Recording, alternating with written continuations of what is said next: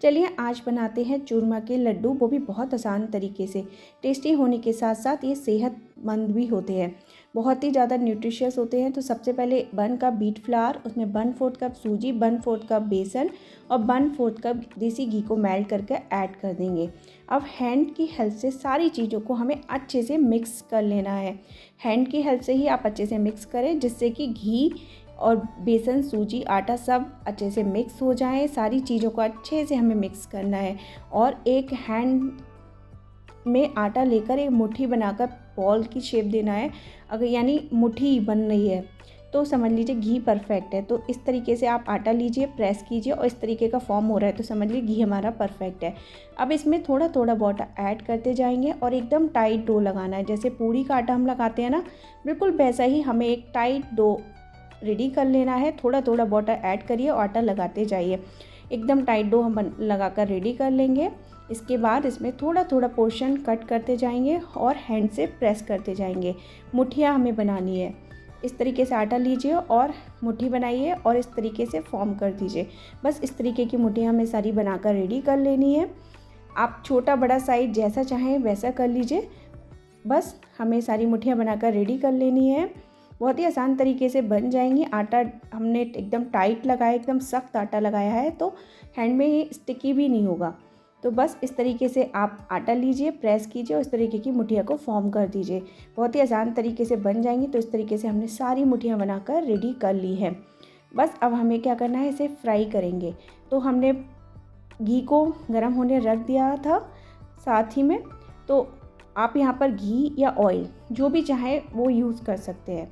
तो अब हमें इसे सारी डीप फ्राई करनी है और लाइट ब्राउन होने तक अलट पलट कर अच्छे से हमें फ्राई कर लेना है। गैस फ्लेम को स्लो टू मीडियम ही रखेंगे, बहुत ज़्यादा हाई नहीं रखेंगे, अदरवाइज़ क्या होगा ना, ये बाहर से तो सिक जाएगी बट अंदर से कच्ची रह जाएगी। तो gas flame slow to medium रखेंगे और सारी मुठियों को हम डीप फ्राई कर लेना है। चलाते जाएंगे, अलटते पलटते जाएंगे और लाइट ब्राउन होने तक हमें ऐसे अच्छे से फ्राई करना है। गैस फ्लेम को ध्यान रहे स्लो टू मीडियम ही रखेंगे। तो इस तरीके से हमारी सारी मुठियाँ फ्राई हो जाएंगी। इसे आप बेक ना करें, फ्राई ही करें। घी का यूज़ करेंगे तो बहुत ज़्यादा अच्छा टेस्ट आएगा, बट आप चाहें तो थोड़ा ऑयल भी कर सकते हैं यहाँ पर यूज़, बट मैं यहाँ पर घी का यूज़ कर रही हूँ। इसे अच्छे से फ्राई कर लूँगी। अलटते पलटते स्लोली आप इसे टर्न करते जाएँ और लाइट ब्राउन होने तक अच्छे से हमें इसे फ्राई कर लेना है। आप देख सकते हैं बहुत ही आसान तरीके से हो भी जाती है। तो यहाँ पे हमारी सारी मुठियाँ फ्राई होकर रेडी हो गई हैं। तो बस इसे हम निकाल लेंगे। इस तरीके का कलर आ जाए तो बस हमें तब तक ही इसे फ्राई करना है। बस अब हम इसे निकाल लेंगे और ठंडा करना है अब हमें इसे। तो सारी मुठियों को हम एक प्लेट में निकाल कर ट्रांसफ़र कर लेंगे इस तरीके से और गैस फ्लेम को करेंगे बंद। जब सारी मुठियाँ हमारी फ्राई हो जाएंगी, आप देख सकते हैं इस तरीके का कलर आ जाए, लाइट ब्राउन, गोल्डन ब्राउन कहें या लाइट ब्राउन जो भी आप कहें, बस इस तरीके का हमें फ्राई कर लेना है। अब क्या करना है ना, इसको हमें हैंड की हेल्प से हल्की सी जब ठंडी हो जाए तो इस तरीके से हम इसे ब्रेक कर देंगे। हमने घी ऐड करा था, जब डो रेडी करा था ना तब घी ऐड करा था, उसकी वजह से ये बहुत ज़्यादा खस्ता बनती है। तो बहुत ही आसान तरीके से टूट जाती है। इस तरीके से हम इसे ब्रेक कर देंगे, जिससे क्या होगा ना, ये अच्छे से ठंडी हो जाएंगी। जब ये बिल्कुल ठंडी हो जाए तो अब हमें इसे कोर्सली ग्राइंड करना है। आप चाहें तो इसे ब्रेक कर सकते हैं किसी चीज़ की हेल्प से या कूट सकते हैं, या मिक्सर जार में डालकर हल्का सा कोर्सली ग्राइंड करना है। मतलब जैसे हमारी सूजी या रवा होती है ना, बिल्कुल वैसा ही हमें इसे पीसना है। बट ध्यान रहे जब ये ठंडी हो जाए तभी हमें काम करना है। तो हमारी ये सारी ठंडी हो चुकी है मुठियाँ। अब इसे हम जार में ट्रांसफ़र करेंगे और जार को करेंगे बंद और इसे एकदम दरदरा हमें पीसना है, बिल्कुल रवा जैसा, सूजी जैसा। तो हमने यहाँ पर इस तरीके का मुठिया का पाउडर बनाकर रेडी कर लिया है। इसे हम चूरमा कहते हैं। तो इस रवा का टेक्सचर होता है ना, रवा यानी सूजी जो भी आप कहते हो, उसका जैसे टेक्सचर होता है, बिल्कुल वैसा ही टेक्सचर हमें चाहिए। बस अब इसे एक बड़ी प्लेट में निकाल कर ट्रांसफ़र कर लेंगे। साथ ही में मैं थोड़े से ले रही हूँ ड्राई फ्रूट, थोड़े से बादाम, थोड़े से कैशू नट, इनको भी मैं एकदम दरदरा पीस लूँगी। आप चाहें इसे थोड़े से घी में फ्राई कर सकते हैं, बट हम यहाँ पर एज इट इज़ ही ऐड कर रहे हैं। बिल्कुल रवा वाला टेक्सचर भी मैंने हल्का दरदरा ही ड्राई फ्रूट्स का पाउडर भी रखा है। बस सारी चीज़ों को हमें मिक्स कर लेंगे।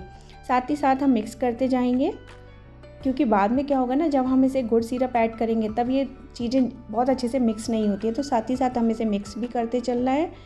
अब हमने इसके बाद थोड़ी सी हरी इलायची मैंने पील करके रखी हुई थी, अराउंड 10 to 12, उसे भी मैं दरदरा कूट लूँगी। आप चाहें तो मिक्सर जार में भी जब चूरमा पीसा था ना उसके साथ भी आप पीस सकते थे, बट इस तरीके से आप डालें, बहुत ही अच्छी खुशबू आती है, बहुत ही अच्छा टेस्ट आता है। इस तरीके से आप हरी इलायची को कूट कर डालें। आप चाहे इलायची पाउडर भी ऐड कर सकते हैं, बट फ्रेश इलायची जब आप कूट कर डालेंगे ना उसका अलग ही खुशबू और टेस्ट आता है। इसे भी हम अच्छे से मिक्स कर लेंगे। अब मैंने पैन को हल्का गर्म होने रख दिया था। अब मैं इसमें डालूँगी गोंद।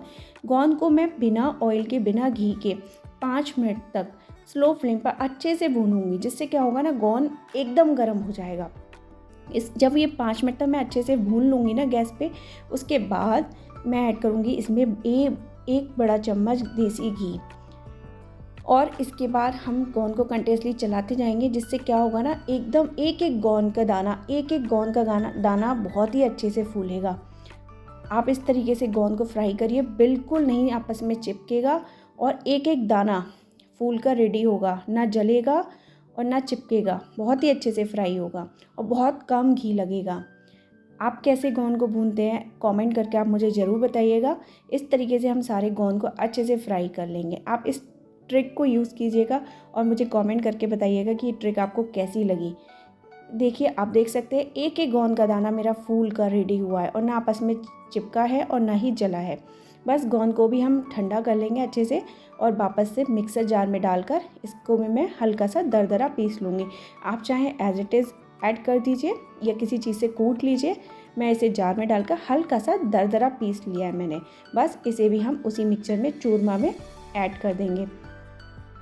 गोंद को अच्छे से मिक्स करना बहुत ही ज़्यादा ज़रूरी है, क्योंकि गोंद में ना एक स्टिकीनेस होती है। अगर आप इसे मिक्स नहीं करेंगे ना तो क्या होगा ना, एक ही लड्डू में सारा गोंद की स्टिकीनेस आ जाएगी और खाने में बिल्कुल नहीं अच्छा लगेगा। तो गोंद को आप चूरमा के साथ बहुत ही अच्छे से मिक्स करें।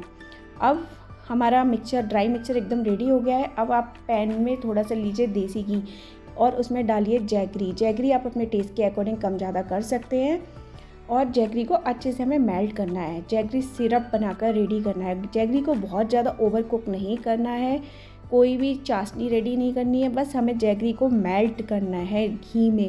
यहाँ पर आप घी का ही यूज़ कीजिए, कोई भी ऑयल का यूज़ नहीं कीजिए, घी का ही यूज़ कीजिए, देसी घी का, बहुत ही अच्छा टेस्ट आएगा। और जैगरी को अच्छे से मेल्ट कर लीजिए। बस जैगरी देख लीजिए आप हमारी मेल्ट हो गई है। बस गैस को करेंगे बंद, और उस जो चूरमा हमने रेडी करके रखा था उसमें हम ऐड कर देंगे गर्मा गर्म ही। बस अब इसे स्पून की हेल्प से अच्छे से मिक्स करना है। जब ये गर्म है ना तभी ही हमें स्पून की हेल्प से अच्छे से मिक्स करना है। बस 1 से 2 मिनट में ये जैगरी बहुत जल्दी ठंडी भी हो जाएगी। उसके बाद हम यूज़ करेंगे हैंड से जैगरी और चूरमा को बहुत ही अच्छे से हमें मिक्स करना है, और जल्दी जल्दी हमें इसको बहुत ज़्यादा रेस्ट नहीं देना है, अदरवाइज़ क्या होगा ना, जैगरी ठंडी हो जाएगी, फिर लड्डू नहीं बनेंगे। तो बस जब जैगरी हल्की गर्म हो तभी हम हैंड से मिक्स करके इसे लड्डू का फॉर्म दे देंगे।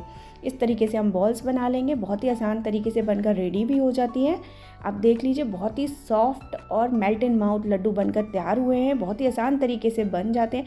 बस ध्यान रहे जब हल्का सा मिक्सचर गर्म हो तभी हमें लड्डू बना लेने हैं।